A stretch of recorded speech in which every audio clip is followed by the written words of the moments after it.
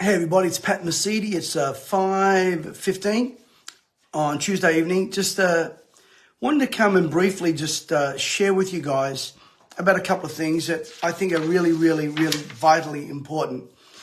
Today I spoke to some of our, former military men who, and women I might add, who gave their lives in service for our freedom. And one particular gentleman that I spoke with, this guy was buried under rubble for days with a corpse right next to his face.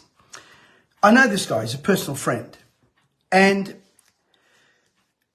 he and his colleagues, and I've asked for some of them to come on and talk about the pain of what they have to go through as military men, is simply unimaginable. These guys in a split second have to make a decision as to who an enemy is, who an enemy isn't, whether a man's got a walking stick or a gun, or a woman that might be.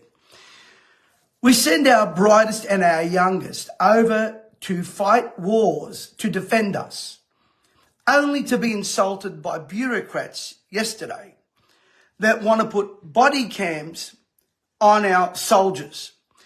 I mean, what's next?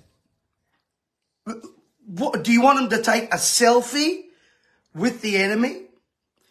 Let me ask you, did you think the Taliban and Russia and China and all these people that are out there, or anyone who is an enemy of this country or an enemy of freedom, do you think they require that of their military? I don't think so. Do you think some Taliban soldier's going to strap a body cam while he's setting off some bomb so that later some bureaucrat over there in Afghanistan can analyze and scrutinize what's going on? This is absurd. This could only happen under bureaucrats who have no concept of war. I don't have a concept of war. I don't know what it's like. I know my dad did. And any man or woman that's been to war, from Vietnam to Second World War to Korean War or any war or going over to Afghanistan will tell you that this is not a safe place.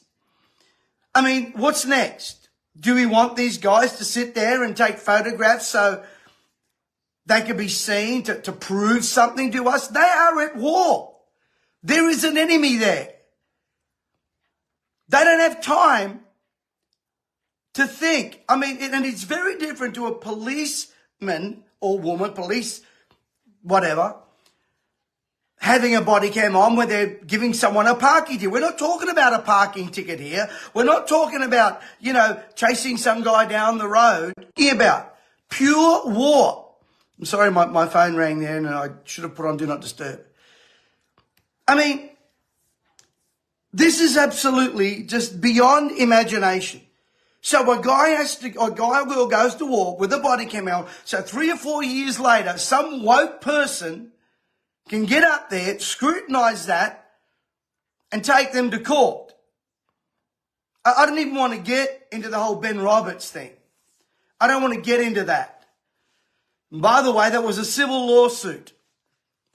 I want to leave that alone. I've got stuff to say about that, but I'll leave that alone. Our finest and most decorated. We want a military. I'm telling you, young men and young women don't want to sign up for that. They're not going to want to. They're not going to want to sign up for that. So they can come home after the suffering that they go through during war to be scrutinized, vilified, terrorized, brutalized by a bunch of bureaucrats and journalists. We've gone absolutely crazy. The world has gone woke, crazy, and mad. I can assure you, the Taliban will not be asking their guys to do that. Now, the Reserve Bank, get ready, you're about to get belted again. They're already sending out the signals. They're already saying that unemployment is going to go higher by 2024. That's what the assistant to the governor of the Reserve Bank just said. But the Reserve Bank has told us in no uncertain terms that according to their minutes, mortgage holders should prepare for more pain in coming months after new Reserve Bank board minutes revealed it is worried that inflation risks have increased and will take longer to target. Now, as I've said before, the RBA has only one lever, but yet the Reserve Bank is not addressing the issue of government policy when it comes to the craziness of climate change, when it comes to productivity, when it comes to jobs, which a lot of people lost jobs, when it comes to overspending, when it comes to government overreach. They don't have a say in that.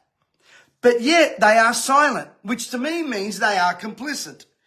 Now, the minutes from the board meeting showed members debated the cases for a pause versus a hike, including several arguments in favour of a 12th increase in 14 months.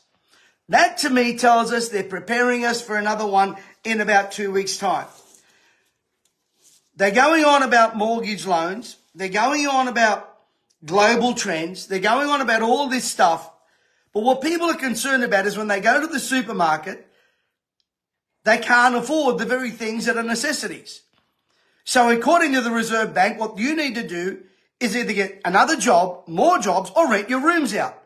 Yet they don't have that same expectation on themselves, especially when they go and spend thousands of dollars on dinners.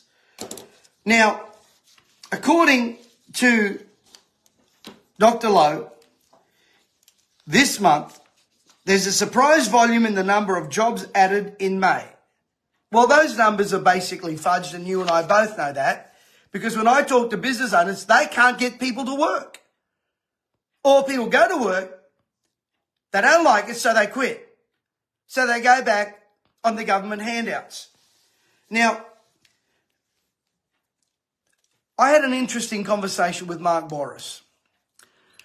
Next Wednesday, now Mark has come out swinging at the Reserve Bank. You may have seen the advertisements for our financial freedom event with Mark Bouris next Wednesday. I have never had such a response in the history of our business. We're having to add more to our Zoom capacity. It is huge. Now, what he has to say is enlightening. It is a paint peeler. And I'm telling you again, you need to prepare for another hike. Now, sadly, people are not preparing. Sadly, they're saying, well, drive an Uber, do this, do that. That is not the way to create financial freedom. That's the way to stay enslaved to a system.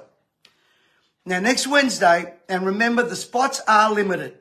I've put a link here. This War on Wealth Financial Freedom Summit, that'll be next Wednesday, 11 a.m. and 6 p.m. is free, and the information is vital. It appeals to us as Australians. Mark is one sharp guy, and I've asked him to share his story, being brought up in Punch Bowl. And this guy wasn't born with a silver spoon in his hand, I can assure you.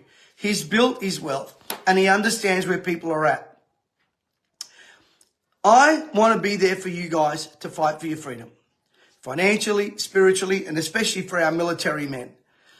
And they are suffering, believe you me. Some of the guys that I've spoken to the last few days are absolutely broken over what's going on and the treatment they're receiving from a woke Labor Party. And by the way, yesterday, if you didn't notice, the Labor Party gave themselves a standing ovation for voting on the fact to have a vote, which we all knew we're going to do anyway in regards to the voice.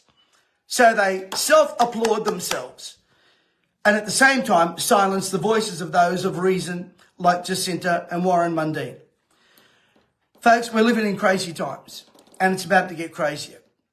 So if you know any military people or ex-military people, could you go and give them a word of encouragement? A lot of them are struggling right now, especially the way they've been treated, especially when they see some of the most decorated soldiers in our country treated the way they are treated. It's bizarre to me, absolutely absurd. And I'm not here to argue the right and wrongs of that.